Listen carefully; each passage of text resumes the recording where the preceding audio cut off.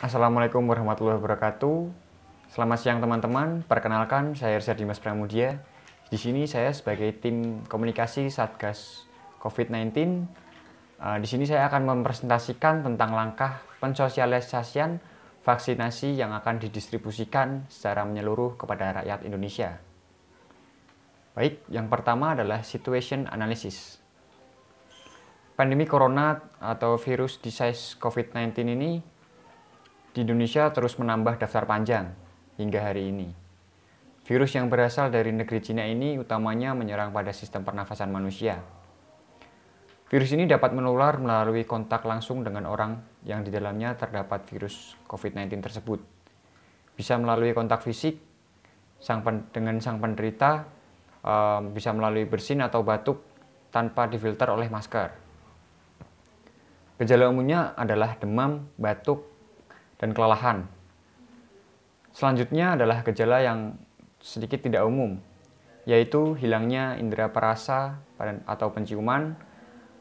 Selanjutnya adalah perubahan warna pada jari tangan serta kaki. Lalu untuk gejala seriusnya yakni kesulitan bernafas atau sesak napas, nyeri di dada, merasa tertekan pada dada, dan hilangnya kemampuan berbicara dan bergerak. Dengan banyaknya rakyat Indonesia yang tersebar luas di seluruh wilayah Indonesia, tentunya pemerintah dengan segala cara membuat peraturan dan regulasi untuk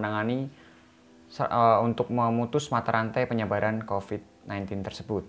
Di antaranya yaitu PSBB yang dijalankan di kota-kota besar dan PKM di kota-kota kecil. Selanjutnya pemerintah juga mengeluarkan kebijakan atau campaign 3M. Di antaranya itu mencuci tangan, menjaga jarak, dan menggunakan masker.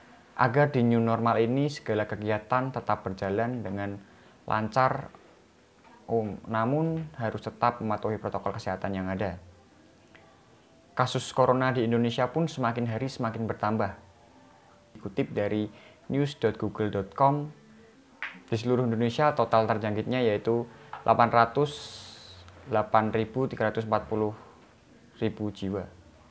Untuk korban meninggal yaitu 23.750. Kabar gembira pun telah tiba. Vaksin yang dinanti-nantikan sudah ditemukan dan bakal diimpor oleh Indonesia, yaitu vaksin Sinovac yang berasal dari negeri Cina, yang bekerjasama dengan PT Bio Farma. Yang mana Direktur Utama Bio Farma Honesti Bashir mengatakan vaksin virus corona bikinan perusahaan yang berbasis di Beijing sudah melewati uji klinis dari fase tahap 1 dan fase tahap 2. Cara kerja dari vaksin tersebut yaitu membentuk kekebalan tubuh dalam tubuh manusia agar suatu penyakit tidak dapat menyerang tubuh manusia yang telah divaksin. Namun, dilansir dari detikhealth.com, berbagai argumen yang bermunculan mengenai penolakan terhadap program vaksinasi banyak ditemukan. Maka dari situlah peran Satgas COVID-19 ini bertindak untuk meyakinkan dan menekankan bahwa vaksinasi tersebut aman terhadap kesehatan tubuh manusia. Selanjutnya, objektif dan goals.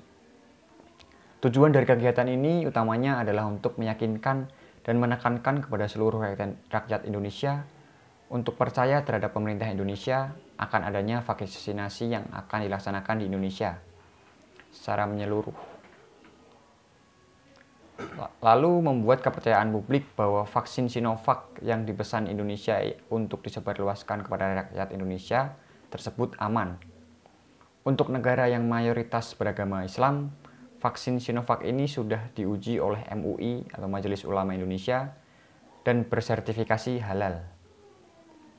Jadi semakin menambah kepercayaan publik terhadap khasiat dari vaksin tersebut untuk mencegah corona. Berikutnya ada target audience. Target audiens dari kegiatan ini adalah seluruh rakyat Indonesia, utamanya adalah pekerja atau orang yang sering keluar rumah dan bermobilitas tinggi, serta lansia atau orang yang mudah tertular virus ini. Yang mana vaksinasi ini harus merata dari Sabang sampai Merauke dan dari Miangas sampai Rote, agar pandemi COVID-19 ini lekas pulih dari bumi pertiwi. Lalu ada key message. Key message yang kami usung adalah aman dan halal. Mengapa demikian? Karena vaksin tersebut sudah teruji klinis melalui uji tahap 1 dan tahap 2 di laboratorium Beijing, China, dan di laboratorium milik PT Bio Farma yang ada di Indonesia. Selain itu, berita yang dilansir dari Detik Health pada 8 Januari 2021, MUI juga sudah memberikan fatwa bahwa vaksin tersebut halal. Karena Indonesia adalah negara yang mayoritasnya beragama Islam, sudah jangan ragu, jangan khawatir mengenai vaksin tersebut halal atau tidak. Yang pasti sudah halal. Lalu kreatif strategi yang kami usung adalah membuat kepercayaan publik terhadap kegiatan vaksinasi yang akan dilakukan di Indonesia, yaitu pertama dengan mensosialisasikan, menjelaskan dengan gaya bahasa yang santai dan non-formal atau semi-formal mengenai vaksin Sinovac yang akan divaksinasi ke seluruh rakyat Indonesia, meliputi khasiat, cara kerja, dan efek sampingnya.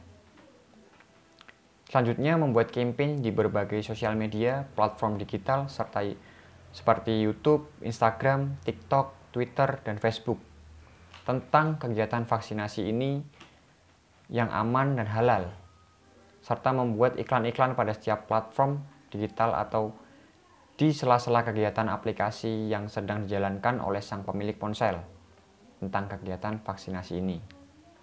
Yang terakhir yaitu vaksinasi yang dilakukan atau disuntikan yang pertama kali sebelum disuntikan kepada seluruh rakyat Indonesia, terlebih dahulu disuntikan kepada pemimpin-pemimpin yang ada di Indonesia. Seperti contoh Bapak Presiden RI yaitu Bapak Joko Widodo, lalu ada Bapak Gubernur Jawa Barat yaitu Bapak Ridwan Kamil, dan Gubernur Jawa Tengah yaitu Bapak Ganjar Pranowo. Hal tersebut akan menambah rasa kepercayaan terhadap kegiatan vaksinasi yang akan berlangsung. Yang terakhir ada media plan. Dilansir dari berita Databox pada 25 September 2020, YouTube menempati posisi puncak sebagai aplikasi terpopuler di masa pandemi. Orang-orang cenderung di rumah dan lebih proper untuk menonton konten atau tayangan yang ada di YouTube. Selain itu, tidak kalah populernya, platform TikTok juga sebagai aplikasi terpopuler di masa pandemi bagi orang-orang yang tetap ingin produktif dan berkarya di tengah pandemi. Maka dari itu, fokus media plan dari kegiatan ini adalah menggunakan platform YouTube, TikTok, dan media konvensional yaitu televisi dengan menayangkan di stasiun-stasiun televisi di seluruh Indonesia. Sekian pesan yang dapat saya sampaikan. Keep healthy, corona pasti minggat. Terima kasih. Wassalamualaikum warahmatullahi wabarakatuh.